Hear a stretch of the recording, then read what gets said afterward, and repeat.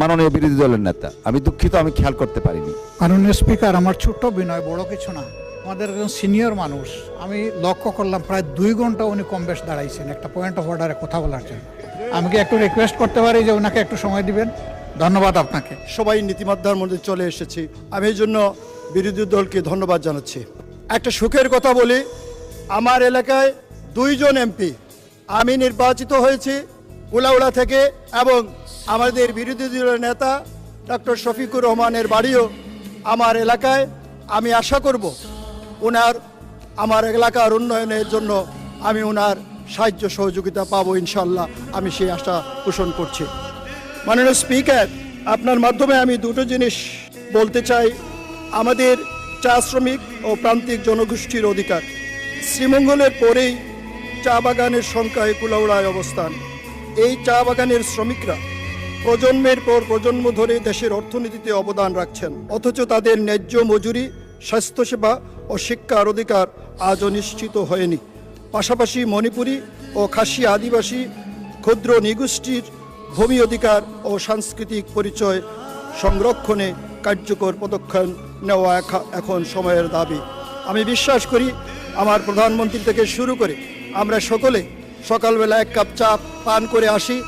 এই চা উৎপাদন করতে যারা অগণিত পরিশ্রম করে তারা দীর্ঘদিন থেকে বঞ্চিত, আমি তাদের অধিকার নিশ্চিত করার জন্য আমি সরকারের কাছে জোর দাবি জানাচ্ছি।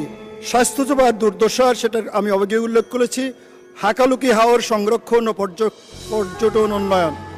দক্ষিণ এশিয়ার অন্যতম বৃহত্তম মিঠা পানির জলাভূমি হাকালুকি হাওর কুলাউড়ার প্রাণ। শীতকালে হাজারো পাখির আগমনে এটি পরিণত হয় অপরূপ সৌন্দর্যের লীলাভূমিতে, কিন্তু অপরিকল্পিত দখল, অতিরিক্ত মৎস্য আরোহণ এবং পরিবেশ দূষণে এই হাওরের জৈব বৈচিত্র্য আজ হুমকির মুখে। আমি দাবি করছি হাকালুকিতে আন্তর্জাতিক ইকো ট্যুরিজম গন্তব্য হিসাবে গড়ে তুলতে একটি সম্মিলিত মহাপরিকল্পনা গ্রহণ করা হোক। যোগাযোগ ও অবকাঠামো।